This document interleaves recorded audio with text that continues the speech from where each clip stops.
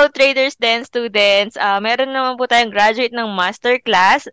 Siyempre, graduate na rin siya ng TDSI Forex, no? Since requirement sa masterclass na enrolled ka sa TDSI Forex. So, siya po si Sir Eric Hansinal.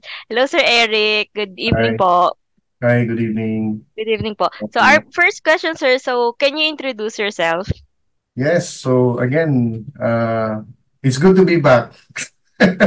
I'm Eric Hansinal. I'm an IT professional, and I've been trading for seriously trading because of this two courses na malaki yung naging tulong sa akin. So I've been actively trading in Forex and also in cryptocurrency for more than a year now. So again, very thankful for the training programs. And Mm. before that, siguro yung background sa trading, I actually started in 2010. And I started actually in not by trading but investing sa PSE.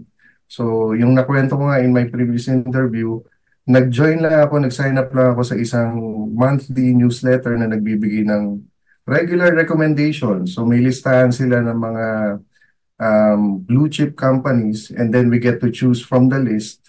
And then we were using, the term was cost averaging.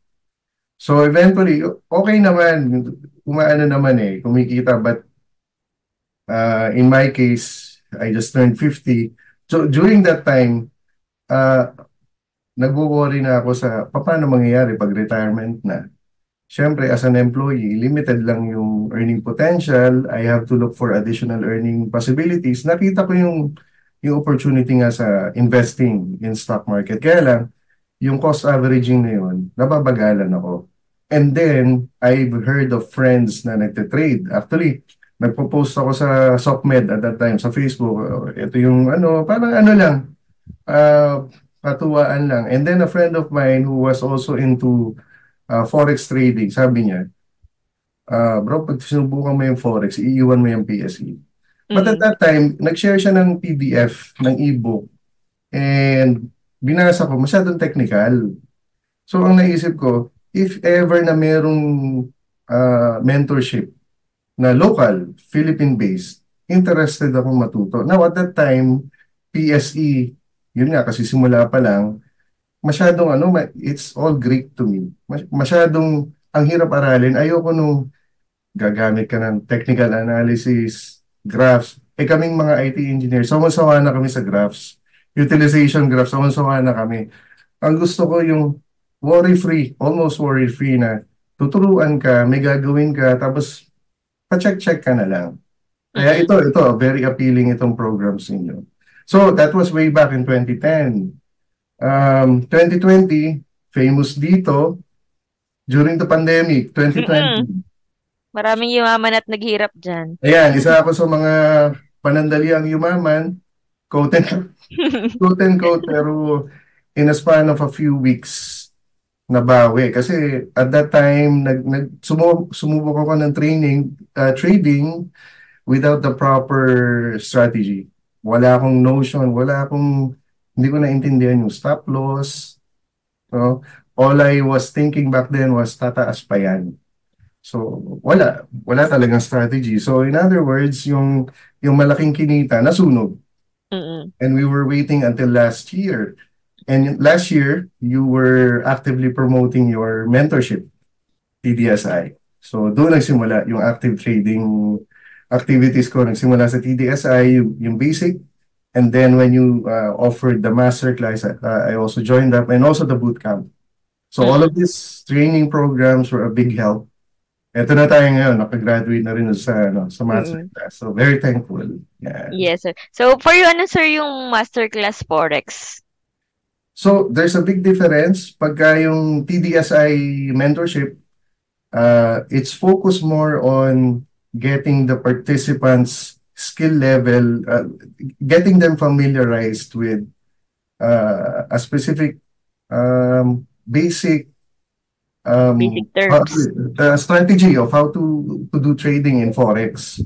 So, ang focus din doon is mainly not swing trade but scalping, mabilisan. So, when we do scalping, literally, pag open mo ngayon, pwede mo na i-close mamayang 7:30 or a few minutes later. And in the process, you either win or lose. But the silver lining there is hindi lang yung technical analysis, technical skills yung ituturo eh. It's more than that.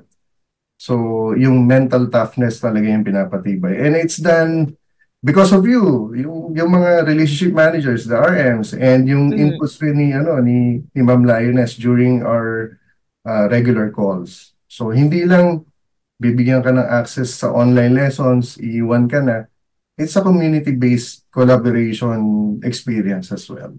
Ngayon, sa masterclass naman, it's an enhancement because you're being taught how to focus on doing swing trades. So swing trades means nag-open ka ng position ngayon, pwede mo siyang i-close several weeks from now.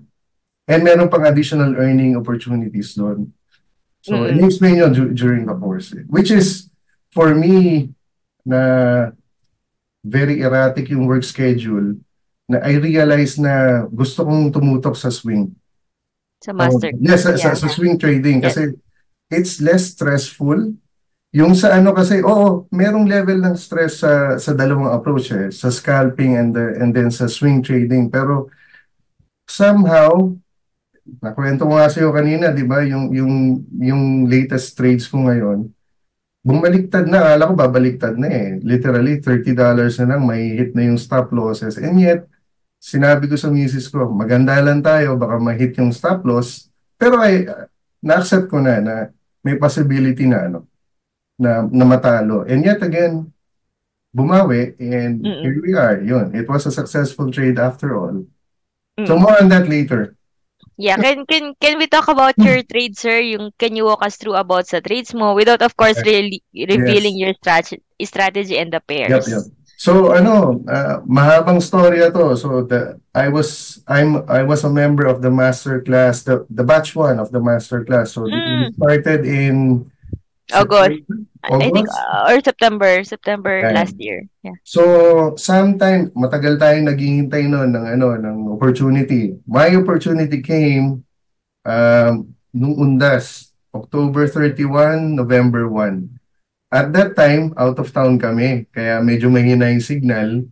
And when I saw the opportunity, sana umabot, sabi ko sa sarili ko. Umabot naman, and maganda yung result ng isa. So again, without saying the forex pairs, maganda. So ginanahan ako. Ito problema ko palagi. Pag ginanahan, lumalakas ang loob. So naghanap pa ako ng ibang pairs. Unfortunately at that time, so sasabihin ko na lang yung technical term. Meron pa akong isang nakitang pair na swak dun sa strategy, pero mataas yung spread. Hindi ko na-realize back then. Hindi nga kasi ako umattend nung calls So meron palang ganung considerations din. Pag malaki yung spread, wag mong lakihan yung lot size, yung itataya mo. Unfortunately, yung position na yun, nag-earn actually mga $20-30. But dahil doon sa experience ko sa first pair, malakas pa loob ko, sige, laban natin yan. O nilaban nga. So yung basically, nangyari, yung earnings ko doon sa unang pair, kinain ng isa. So basically, nag-positive lang, all in all, nag-positive $20. So nag-$220 yung gain ng first. Bumawi naman yung isa, negative 200. Kaya natira 20, kaya tinanong ko sa inyo, graduate na ba pag gano'n? Hindi pa raw. So, okay lang, walang problema. Sabi ko, sige, pahinga muna. At least merong learnings. Na, yun, number 1, huwag maging excited. So, yung natin, yung checklist. Core principles. Ako, applicable pa rin. Kailangan every time na bago ka mag-enter ng position, you check yourself. Okay, check ka ba? Balansado ka ba? Emotionally, and then yung strategy, go ba? Only when all of those check boxes are checked, then you go ahead. So yun, yung isa, na-miss ko. Masyadong excited. Kaya yun ang naging resulta. So, moving forward, itong January 29, meron na naman, may pumasok. So, ang kwento ng 3 pairs yung inaabangan ko, meron na naman akong isang pagkakamali kasi nag-open na ako ng isang isang batch ng positions in one account. Umaga yon. And then, kinagabihan, inopen ko doon sa isang account. The second account. Same pair. Yun nga eh. I opened another batch on the same pairs. So, hindi ko chinek. Pero okay lang. Mm-mm. Walang problema. Walang problema. I just wanted to say na, yun nga, yung level na pagiging alisto, para hindi lang putting your egg in, not One putting your basket. egg in Yeah. one basket, i-diversify mo. But anyway, fortunately naman yung pair na yun yung ano sa akin, nagpa-graduate. Nag-graduate. So, January 29, by February 13, tuwan-tuwa ako kasi, yun nga, nag-positive na siya. Nag-$400 na yung gain. But before that, babalikan ko ng konti. So, the week of January 29, na-open ko yung position. The week after that, nag-negative. Mm-mm.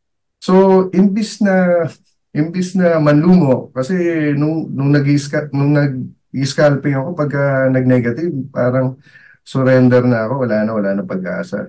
Ako lang, iniisip ko na lang baka bumawi eh. Saka naalala ko yung isang input ni Ma'am Lioness. Pagka ganyan, it's also an opportunity for you to to open more positions in the same pairs. So, inanalyze ko, ano ba, kaya pa ba?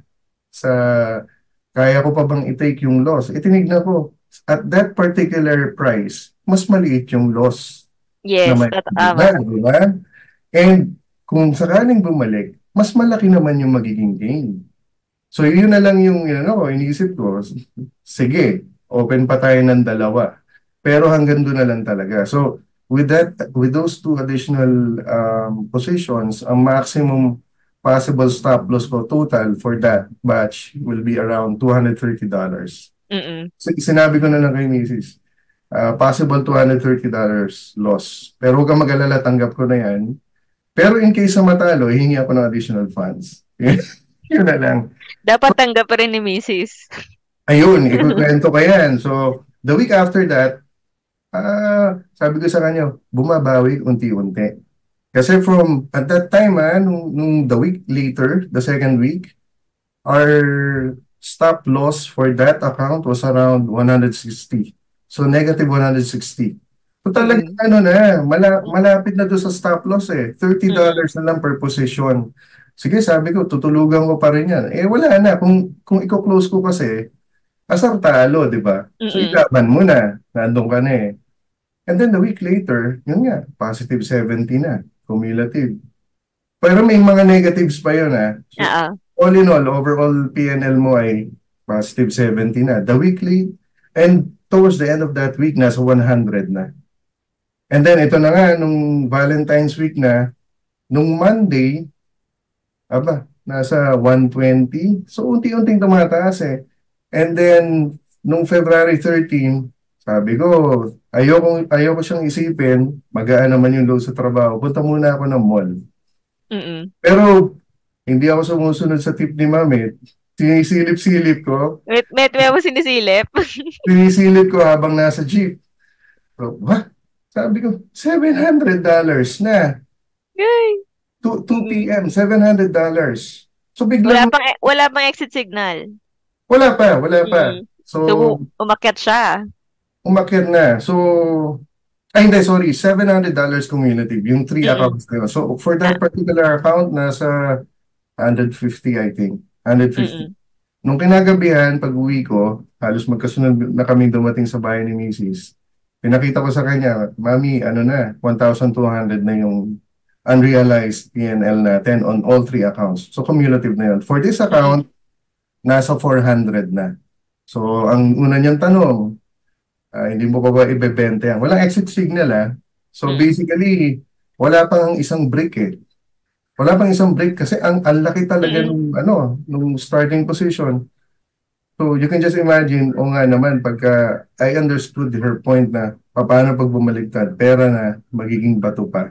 So, inisip ko rin yun, sige, kasi kung ito total ko, kung magko-close na ako nitong isang account, at mag-go against yung 2 remaining accounts, yung positions, covered nitong i-close namin yung potential loss. Yung potential loss ng dalawa. So, goods na rin, sabi ko, goods na rin. So, basically, ang worst case scenario dito, if I agree na i-close ito, break even, right? Mm. At ang maganda pa nga rito kasi yung isang earning opportunity, merong positive swaps.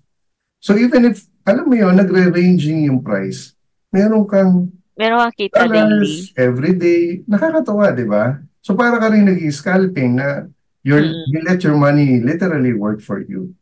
So I Mm. agree. So eventually, sige mami, para hindi ka na nag-aalala, ikaw mag-close. Mm. Ano yung pinag-close ko? Isang Tapos, account lang. Dun sa first account isang lang. account lang, Okay. yes. Tapos, medyo ano pa nga nag-aasaran kami. Kasi nung bago matulog, chinek ko ulit. Ba, mami, mo okay yung decision mo kasi medyo bumaba yung Yung bumaba yung earnings nung remaining. Sige, okay lang. Good yan, good. And then I'm regularly checking the two remaining accounts. Ranging siya ngayon. But still earning positive swaps. Mm. So, naka-hold pa kayo dun sa Meron pang dalawang dalawa. account. Oo, meron pang dalawa. Mm. So, it's not just the $400 that I initially reported na earnings. Mm. Maaring, ano pa, maaring, Oo, pwede pang pwede mag-break even or pwedeng umakyat pa siya, right? actually, yung separate na account na different na yung forex pair, successful, na siya, doming na siya. So, Mm. lumampas na siya ng tatlong bricks. Tatlong bricks na. So, success, Ay, nice. na talaga, positive na yan. Saka Kahit three stop mayaman. na kayo dyan. Oo, Right? sinusundan ko na. Yung Sinusundan isa nyo na lang. naman, yung naiwan, nakagalaw na ng isang brick. Pero ano na rin kumbaga mababawi na rin halos eventually, siguro in 2 weeks, kung tutuloy pa rin, kung walang Mm. movement, mababawi na ng ng swaps. So Mm. it's very good. It's good that I had this experience kasi it improved my mental toughness. Pero aaminin ko, yun nga, sinabi ko doon sa report ko, um, wala talagang kabado ako nung time na yun, nung second week. Mm. Pero tanggap ko na, mixture of kaba and frustration na wala talagang magagawa di ba? So you will just let the market do its job and see how it goes. Well, bawal mag-hope di ba? Mm. Pero yun naman, good thing na umayo naman this time. And yun, doon ko rin na-experience yung sinasabi ng ibang kabatch na students, classmates natin na may inaalagaan. Ito pala yun. Okay. Mm. Pwede mo na talagang alagaan. Kasi pag nag-reverse, so kahit Oo, place order ka na ulit. yes, aabangan mo na lang talaga. Mm. So, So, pwede, literally, inaalagaan yeah. mo. Mm. Lalo na pagpansin niyo yung pairs na yun, hindi siya yung magulo na biglang Oo. baba siya, ihihit yung Mm. stop loss nyo. Yeah. Meron na din akong inaalagaan. Favorite, favorite Diba? pair. Diba? Kasi, kumbaga, good reputation sa'yo. Alam mo na yung potential performance niya. Tama. Tsaka meron din po akong part na yung ibang position ko, ine-exit ko sa 4-hour time frame, ganyan. Yeah. Itong close ko, talagang hindi ko na tinignan Ah, sa 4 hours, pero kung nakita ko yun ang nakalimutan ko Yun yung panlaban ko sana na, mami, tignan mo. May umaakyat momentum po. umaakyat, merong, Hindi niyo pala siya na-check doon sa 4 hours kasi oo, kung wala pa naman siyang exit doon, pwede pang hold, no? Pero okay oo. lang yun, experience. Okay lang, oo. Oo, experience lang. So yeah, it's amazing sir yung doming strategy natin. Goods So, talaga, goods yeah, for talaga. sure may proof ka dyan ng port snap mo, no? Yep, yep. Ng withdrawals. Wini-withdraw yung gain, sir, ha? Hindi, Oo, actually yung sinabi kong plano kong bibilhin, mm, hindi ko pa finalize kasi plano ko nga magpaayos nung motor. mm, Kinausap ko yung yung mechanic. Sinasabi niya na mukhang kailangan ng i-overhaul. So mukhang yun muna yung unahin. Parts muna. Ibang oh. parts, not that specific part. Pero At least usually, may para sa motor, remembrance. Yung pair oo, na alam namin na, oops, eto yun. Yung mm, ginagamit natin ngayon. Yeah. Apo. Next question, sir. So, ano yung rules po sa masterclass para makagraduate? Ayun. May specific um, amount na kailangan mong i-earn na net So it's not only na nag-gain ka ng $300, graduate ka na. Kailangan neto yon, walang ibang losses. So Mm-mm. it's enough for you to recover your training cost for the master Mm-mm. class. Yun, Yes. na-meet ko na. Yes, yung binayad natin na tuition fee, nabawi na, Oo, sir. oo. Yes, Saka correct. ano, I think it's also a positive motivator for the students Kasi iba yung iba nga, iba-iba yung ano nila pag ah, concerns na paano ko gagawin, Mm-mm. kaya ko ba itong gawin? But with that particular deliverable, alam mo na may nakagraduate ibig sabihin at least $300 na earn na nila. So kaya ko Mm-mm. rin to. Yun. Mm-mm. Legit, sir, dyan yung double your money, triple your money sa Yeah, master. di ba tingnan, okay, ito without mentioning the pairs, yung sinabi namin na account, yung sinare ko, Mm-mm. $400. Pero because of the rules, di ba, meron tayong guidelines dyan. Out of the 400, kalahati lang nun ang pwede mong i-trade di ba? Doon sa guidelines natin. So, biruin mo, $200 yung tinaya mo, technically. Mm-mm. Ang binalik sa'yo ni market is 400. In a span of just under 3 weeks, yun ang kinita mo. And we're Mm-mm. seeing all of these YouTube videos na pag nag-save ka ng ganito, nilagay mo sa isang earning instrument na 7% annually, marirecover or matudoble mo siya in 7 years. Ito, 3 weeks lang, less than Mm-mm. 3 weeks, 200%. Pero kailangan yung ano mo, yung approach mo ay tama. Yes, correct. Yun nga, ulitin ko yung sinabi ko last time, di ba?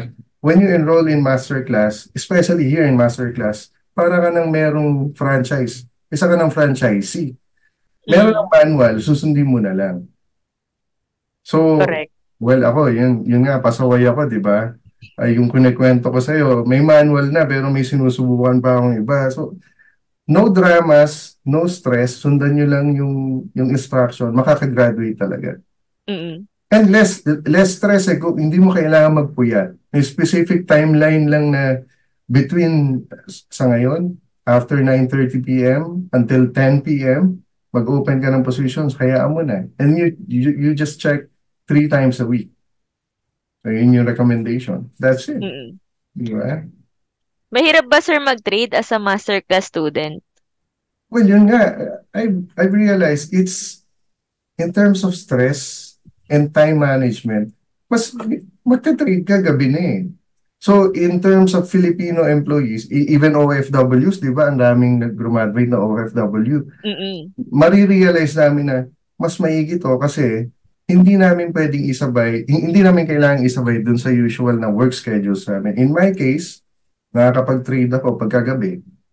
And then I just check regularly kung kailan ko gusto. Basta ingat lang kasi yun nga, di ba? May mga accidental closing ako sa Mm-mm. phone apps. Ingat lang doon.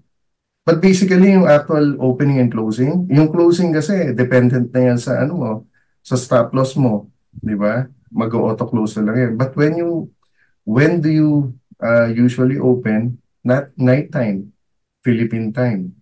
Sa iba Mm-mm. namang OFWs, palagi ko pwede rin na lang isingit anytime. Kasi nga, yung opportunity mo to open a position is longer. To enter, sorry. To Yes. enter in a position is longer when you do swing trading. Instead of scalping na babantayan mo talaga, mas maigi pagka active yung market sa gabi usually. Pag Philippine ang setting mo, pag nasa Pilipinas ka, yun yung susundan mo kung kailan active yung market. But in swing trading, kung kailan ka may oras at pasok sa strategy, doon ka mag-open ng ano mo, ng positions mo. Mm. Tsaka hindi naman siya agad lilipad right? Or babagsak. Yeah. Well, Mm-mm. yun, double-edged sword, di ba? Yun nga, less yung ano, yung mas maluwag yung time, but at the same time, since mahaba yung waiting time mo, maglalaro na sa isipan mo, tama ba yung ginawa ko? Dapat ba clinose ko na kanina? Oo. O Tsaka minsan ano ba? mapapa-entry ka dun sa tuktok, sir. Yun. Kasi So, excited ka, inaabangan mo. So, yun. nung nakita mo yung entry, right? Biglang nasa tuktok ka pala nag-entry. Actually, yun na yung isang learnings ko dyan eh. Pag active, pag magalaw, at merong entry opportunity, huwag ka munang pumasok. Kasi ano pa yan Mm-mm. eh, medyo may tendency pang bumalik ng konti, yun yung maganda. So it Mm. takes a lot of patience on the trader. Kung beginner ka, usually, ay sige, pasok na. Hindi mo na i-consider yung iba. Only later to find out na, ay dapat pala, hinintay ko pa kasi bumaba pa ng konti. Yung mga ganon. So sayang Mm. yung ano pa, additional earnings. Mm. But when you Patience do it talaga. repeatedly, matututunan mo naman yan. Mm. Totoo, sir. And Ang galing. Ang ganda talaga. Last question, sir. Would you recommend yes, masterclass sa ibang students? definitely. Actually, natural progression yan eh. Pag na-experience mo yung ano, yung introduction ng scalping, you will want to ask yourself, ano pa yung next level nito? Di ba? Mm. It's only natural for any trader to explore. Paano ko i-improve ito? Na nag-scalping ako, kumikita na ako, pero is there something better? Then when I Mm. heard Miss Lioness during one of our calls na, dito yung malalaking kita eh. It's true. Dito talaga yung malalaking kita. Mm. Pero dito rin yung malalaking risk. Malalaking kita na may malalaking risk. Mm. Pero ano eh, you grow over time. So hindi naman binibigla eh. Tama nga yung isang question sa atin, di ba? When we analyze a potential trade, you compute for the stop loss, and then the next more important question is, yung stop loss ba na yun, Tanggap mo ba? kaya mo, kaya mo. Kasi pag hindi mo kaya, diliitan mo. Di ba? Walang choice Mm. eh. Mawa-wipe out ka. Totoo, And sir. Hindi all of hindi this pwede is, yung ano, hindi pwede yung gusto mo loss ng 0.01 pero gusto mo yung gain ng 1 lot. ganyan ako noon, nung beginner na talagang iniisip yung kailangan. Yung Kasi nga, gain. na-ingrain sa'yo na estudyante ka, kailangan mataas grade mo. Napaka-negative ng connotation na talo ka palagi. Eh dito, yun nga sabi ko nung unang interview, di ba? Parang ka nagmomotor. Ang rami mong counterintuitive na skills na kailangan mo talagang tandaan. Counter steering sa motor, pag nasa zigzag roads ka, kailangan marunong ka ng counter steering. Ibang pagmumotor sa syudad. Pag nag-provincial ride ka, yun yung key mo para safely makakaiwas ka sa mga obstacles. Sa trading din, kailangan handa ka dun sa potential dips. Pag hindi mo kaya yon, you just decide, ayoko na, uwi na lang ako. Iko-close ko na lang ito. You will not Mm. progress as a trader. Pero you wouldn't know, ano? After you close, yung pala yung parang konti na lang, magre-reverse na. And I've experienced those in scalping na Mm. hindi ko may experience mo rin dito sa swing, pero alam mo yun, yung stress level nga mas less eh. Kaya manageable yung stress dito, stress Mm. levels. Okay Ayun lang lang, po. sir. Ayun lang, yun na po yung ating last question. Thank you, sir, sa paunlak sa interview. Thank you din, thank you din.